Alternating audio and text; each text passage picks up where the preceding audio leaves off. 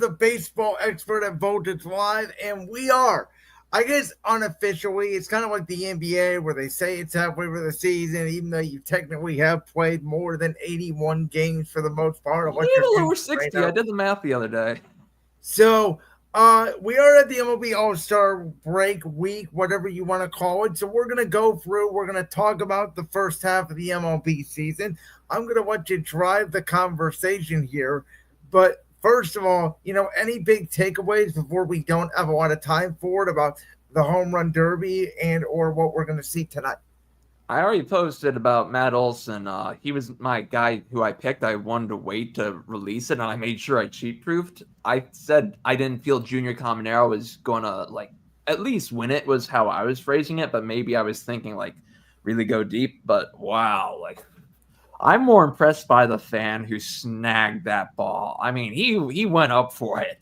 But Brandon, there's something I told you I'm not letting you get away with. In the background of the podcast, which you all should go and view, was posted earlier. The MLB. I told you are going to summer school for that. I know, but listen, hear me out. So on Brandon's world, I'm doing the state of the NBA. I'm doing the state of the NFL. But when you say the MLB or the Major League Baseball, it does not roll off the tongue. But I made all these graphics at the same time, and I forgot to take out the D. Because I know you said you only noticed this earlier today. I'm just laughing. But yes, as a whole on the first half, though, to get back on a serious note, I mean, the Tigers are definitely dangerous. They have that talent. The main thing is going to be their pitching. And I know that I saw, there always is an August wall, and whether a team can overcome that or not, we'll see. I'm not sure who's going to hit that. I think the Yankees will probably be the team I see most likely, given their lack of starting rotation depth.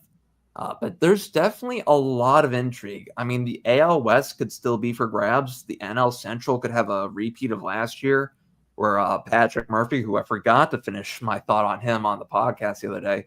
I mean, Milwaukee has not missed a beat with him having replaced Craig Counsell, and he's now in his second year guiding the Brew Crew. I mean, that's an interesting race. And then who knows what will happen in the NL West. Heck, NL East will really get interesting between the Phillies and Mets down the back half. And just what happens at the deadline. It seems more like a seller's market than a buyer's market. What do you think of this pitcher for Milwaukee who's been nicknamed, I know not after WB superstar. Yeah, Jacob Mizorowski. I think we mentioned him the other day. And Rob Manfred came out and said it earlier today, and I don't have a problem with it. With how much hype he was generating, the excitement, you want to pull in people, you want to pull in the eyeballs. Having him, whether it be right after Skeens or between, having someone between him and Skeens is going to start for the NL tonight, barring me not seeing any updates to that, along with Tariq Skubal for the American League. I mean, you're capitalizing not just on a younger audience, but also on a guy who's just, twisted my ankle guy. I think it was Clayton Kershaw said a couple weeks ago after he just, walked off 12K, something like that from that performance. He is an exciting player. And I think, there are merits to what the argument has been for Philadelphia Phillies pitcher Christopher Sanchez. I will give the Phillies their credit, though, for activating his bonus, according to his agent, via social media.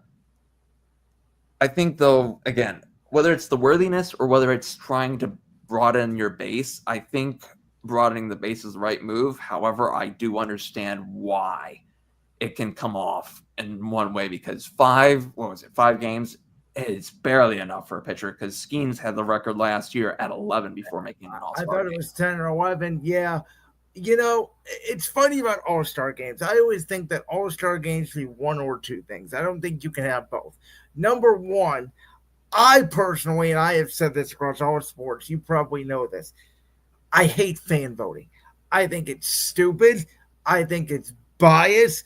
I think that, it should only be decided by players, people in the media that actually cover the teams. There are some media members, though, and I'm going to throw media under the bus here. There are some in some markets, whether they be in Major League Baseball markets or in other sports markets, aka other sports leagues, is what I'm trying to get at, who definitely have a little bit of a jadedness at times. It's So fair, but it's less biased than fans going on and voting for some random. Hey, at least it's not. At least today. it wasn't on the level of what we had last decade with the Royals and the Cubs those 2 years. You remember that? When they had almost their entire starting lineups being from those two teams, respectively, in the other years.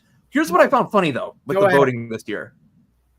Aaron Judge was the only elected Yankee starter via that first phase of 2 phases of fan voting.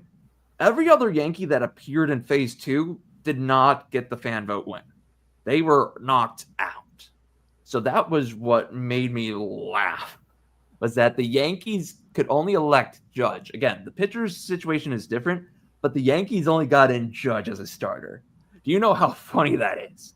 The fact that he got to skip the whole process entirely. They knocked off one outfielder from the end of the results on the AL side since Judge was an automatic qualifier. Literally, the Yankees, this new system should help sort out some of the bias, because there were about 3 or 4 deserving Dodgers, and about 3 of them from the initial fan vote from phase 2 got a start, including Freeman, Will Smith, and then Shohei Ohtani.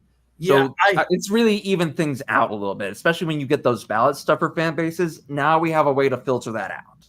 I think I know the answer to this question from you, because I'm pretty sure I ask you this every single year. But do you miss the MLB All-Star Game deciding home field advantage in the World Series? That's a question that I don't know anymore. But if I were to give you an answer, I think it was cool for the event. However, like, when I think about it a little bit too, there's been like runs. I think the American League recently, before recent times, like had a long run of just winning the All-Star Game. So it was just like, okay, so the American League's going to get home field advantage. The reason why they went away from the rule was because the AL won all those years in a row. So I guess AL supremacy, right? Hey, I'm not saying anything, but I have put a wager on the American League tonight based off history. Let's see if I'm right. I'm not disclosing how much. It's not anything. I honestly like that National League lineup just a touch more. It's close. Well, I'm not going to bet you a lemonade and a lunch like I did for the NBA Finals over an All-Star Game, or I might as well end up calling the damn hotline.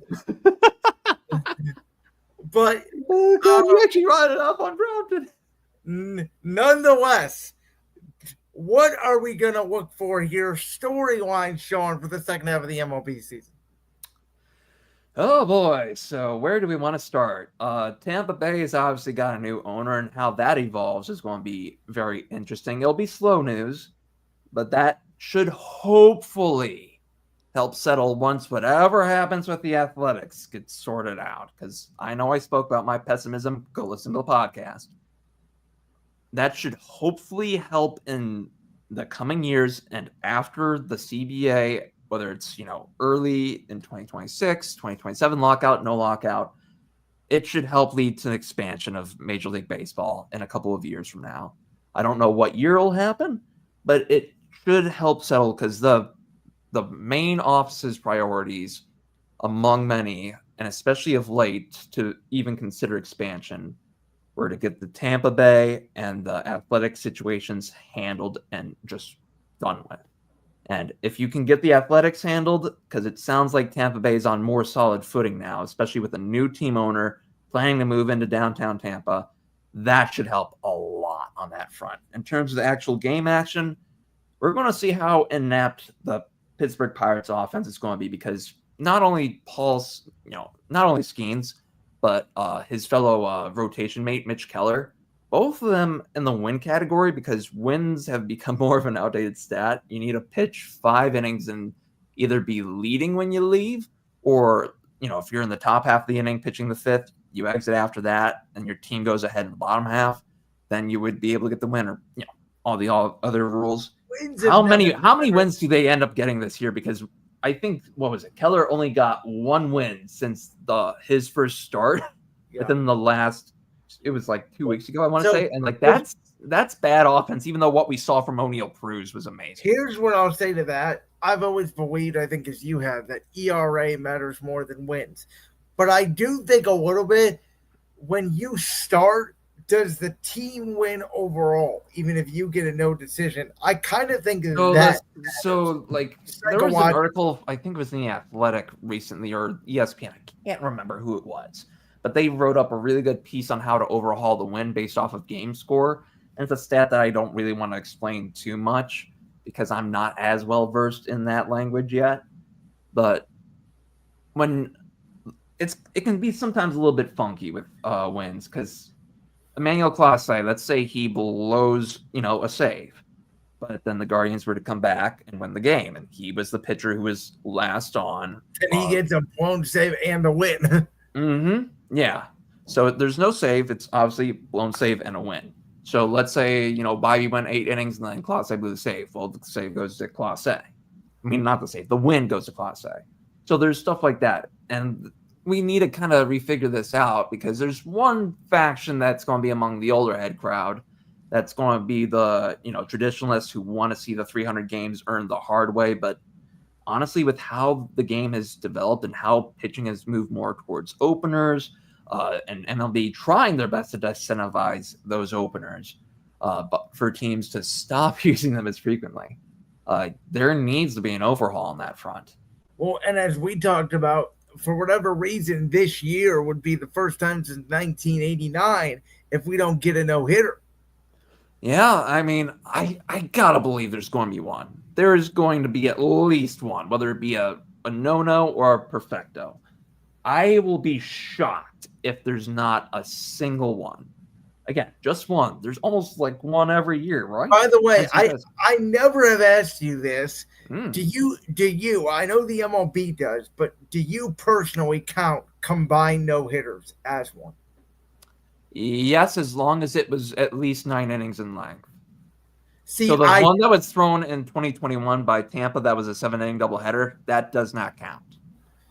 See, I'm back and forth on it because I think it should be more of like an asterisk as a team stat. I think there's also this. I was at the 2 2021 no-hitters that were in Cleveland. Wade Miley's when he was with Cincinnati. He's now with them again. And then former Brewers ace Corbin Burns, he threw the first 8 innings, and then Josh Hader threw the 9.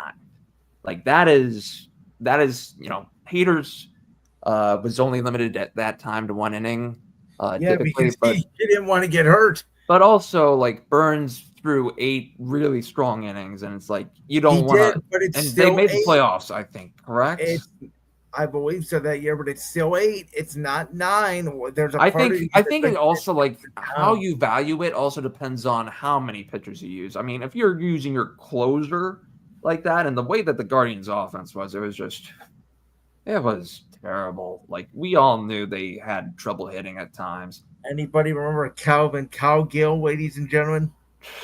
I'll do you one better, Jack Hanahan. Oh my God. Okay, so I didn't ask you this on the show that we did either.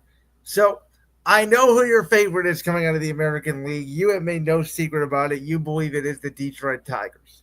Yeah, I think Cleveland losing 10 in a row basically, for me, knocks them out of World Series contention. Maybe they snag a playoff spot, but losing 10 in a row, I don't remember the last time someone lost 10 in a row before the break and then made the playoffs and went deep.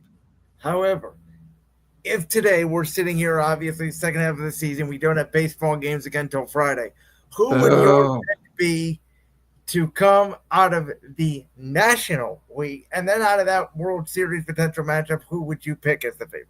Oh, God. That's the tough part because I don't know if I would pick the Dodgers. The Dodgers feel like they would be the easiest and obvious pick, but they have got so much pitching depth injured.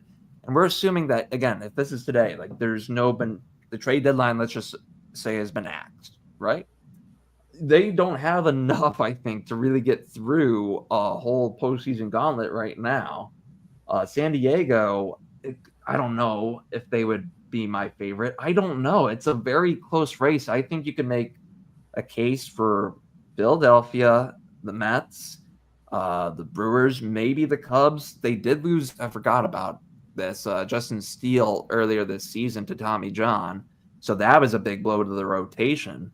And again, the Dodgers, the Padres, and maybe even the San Francisco Giants. We'll see about Arizona maybe making a little bit of a late run like they did 2 years ago. They have that potential, but without, funny enough, Corbin Burns, it really makes more of their deadline more selling oriented. Yeah, it's funny about the teams you mentioned. Philadelphia, they won the World Series in 2008. The Mets, they made the World Series in 2015. The Giants, they obviously won it 2010, 2012, 2014. But as of late, with those franchises, they all, for the most part, the Giants went in a little bit of a seller's mode there for a couple of years. But yeah, it was also because of the way the front office was run. But I think I mentioned this before, but Brandon, it's been, I think, 8 or 9 years now that neither the AL or NL Central divisions have had a rep in the World Series. At least one or the other. I think that's going to break this year. I think at least Detroit is my favorite, but if Detroit isn't the team that comes out of the American League, it's going to be a team from the Central, and I don't know who it'll be. It'll be between the Brewers and the Cubs, and I'm going to I shouldn't lean Brewers because of some of the postseason kerfuffles, but great pitching beats great hitting, period. Well, I've always agreed with that, and I still agree with that. I'm starting to wonder, though, again, you talked about it on the podcast earlier, the baseballs, if they're juiced, is hitting getting better? There is a thought, and that's why I think some of these prospects for the Guardians have not been called up, but AAA pitching is not at the level of Major League pitching anymore. Especially when you're able to view video versus having to always go in person to scout. Like, you can dissect everything down to the details. And while it is true there is a jump, the Guardians, it's weird because I think you're going to start seeing with players like Chase DeLauder, Travis Bazzana, Angel Janau, assuming that they sign the guy that they drafted in the first round the other night. I'm still trying to remember how to say his last name, but Jace. Those guys, and Jace goes really against the Guardians' typical profile. I know there's one or two local draft folks who are not happy about the pick, but I'm actually kind of stoked because you know who I've loved a long time, and he was a former MVP. Yeah, a former MVP with the Dodgers. I mean, if you see his first couple of years before he suffered an injury back around like 20 or 21, if we get that kind of a comp except there's no injury, holy freaking crap, man. I am just pumped up for that potential. Like, that is something. And again, you're going to see a bit of a different approach. I think we're going to see a new gen. Some of the guys like a Juan Brito or guys who are acquired via trade, you might see a little bit of a difference with. I'm not saying that's a bad thing, but they weren't. I think there's a real big shift now that we're seeing in the hitting philosophy, and we're just about to be on the first wave of those prospects who are going to be coming up under that. I know you got to go soon, but I wanted to ask you, MLB trade deadline. Is it a big year? Is it a small year? And what's the big, oh my God moment that maybe we don't see coming?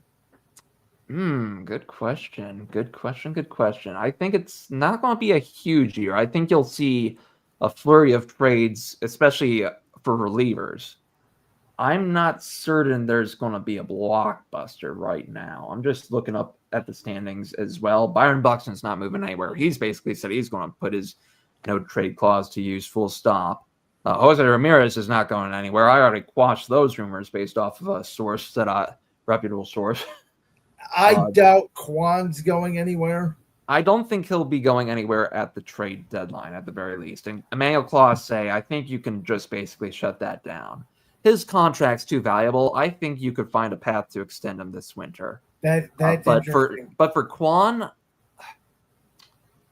I think the Guardians have tried their best. Literally have tried.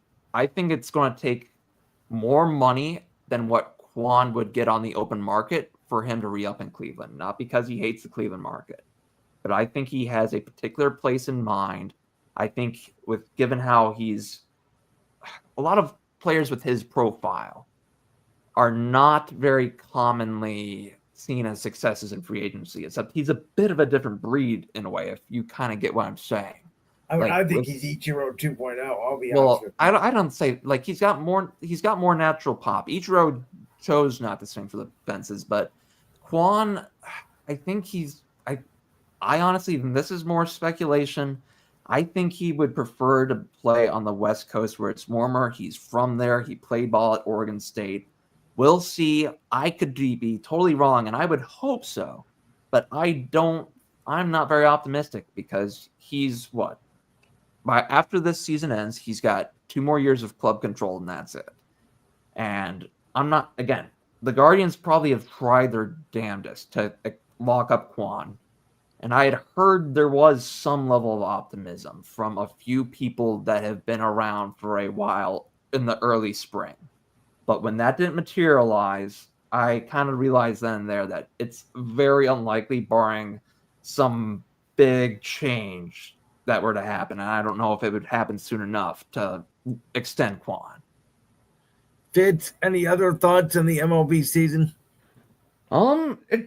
As you mentioned, though, like with the juice baseballs and whatnot, and I've brought up, I'm curious how things are going to play up in the second half because I think we're going to see a large deluge of pitching kind of fall by the wayside. But also, I think we're going to see some of these hitters who were really hot at the start of the season start to cool off. There are going to be guys like the Athletics' Jacob Wilson, among a few others who just, whether it be batting averages, OPS, on base, slug, whatever.